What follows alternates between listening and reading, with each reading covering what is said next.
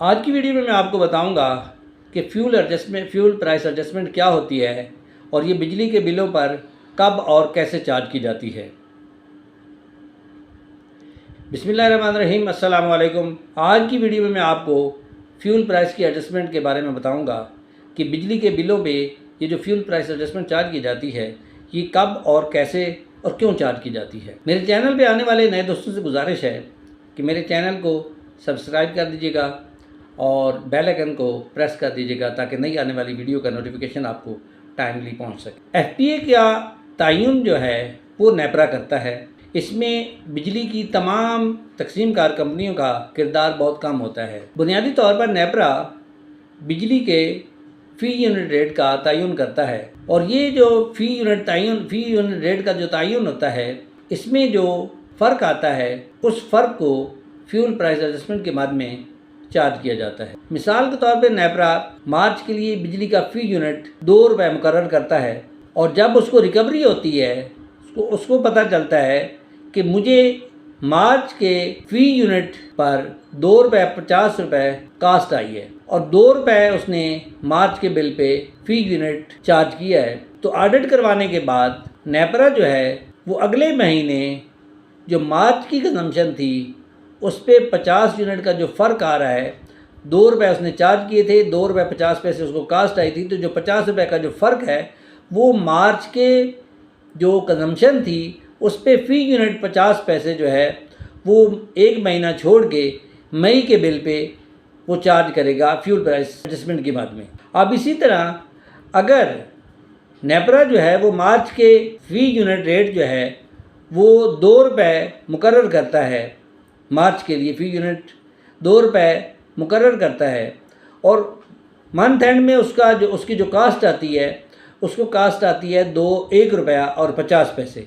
तो एक महीना छोड़ के, अप्रैल का महीना छोड़ के मई के महीने में नेपरा जो है वो 50 पैसे फ़ी यूनिट का रिबेट जो है वो मार्च की कंजम्पशन पे सारिफीन को वापस अदा करेगा। अब ये फ्यूल प्राइस है क्या? फ्यूल प्राइस बिजली के बिलों में सारिफीन से एस्टिमेटेड फ़ी यूनिट कास्ट चार्ज की जाती है और जब उसकी रिकवरी होती है तो पता चलता है कि हमें कास्ट जो आई है वो 2 रुपये 50 पैसे फ़ी यूनिट कास्ट आई है। तो 50 पैसे जो है वो फ़ी यूनिट कास्ट उस महीने के लिए एफपीए की मद में नेपरा दोबारा चार्ज करता है। ये फ्यूल प्राइस फ़र्क क्यों आता है? ये रेट्स में फ़र्क क्यों आता है? रेट्स में फ़र्क इस सूरत में आता है और फ्यूल प्राइस एडजस्टमेंट क्यों चार्ज होती है, ये कैसे चार्ज होती है? ये इसलिए चार्ज होती है, मिसाल के तौर पे हमने एस्टीमेट लगाया कि हमारी जो हाइडल जनरेशन है वो 10% रहेगी, हमारी जो थर्मल जनरेशन है वो 10% रहेगी या 15% रहेगी और हमारी जो डीजल से बनने वाली बिजली है वो 0% रहेगी। अब पैसे की कदर में कमी की वजह से या वो जो हमने एस्टीमेट किया था कि हमारी जो थर्मल जनरेशन है वो 10% रहेगी, वो किसी वजह से वो 8% रहती है और जो थर्मल जनरेशन थी जिसको हमने कहा था कि वो 15% रहेगी तो वो 13% रहती है।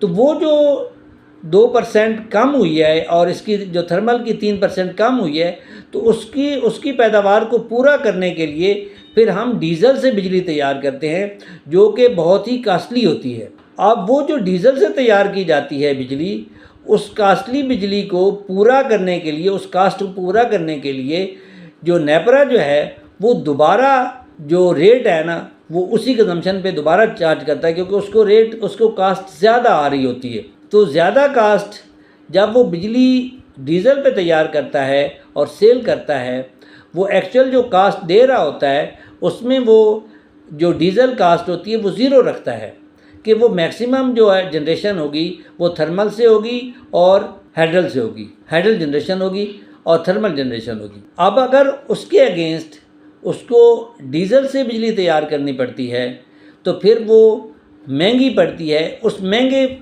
रेट को चार्ज करने के लिए वो दोबारा फ्यूल प्राइस एडजस्टमेंट के बाद में वो उसी महीने की कंजम्पशन पे वो जितना फ़र्क आता है वो फ़ी यूनिट दोबारा चार्ज करता है। इसको फ्यूल प्राइस एडजस्टमेंट कहा। Thank you very much.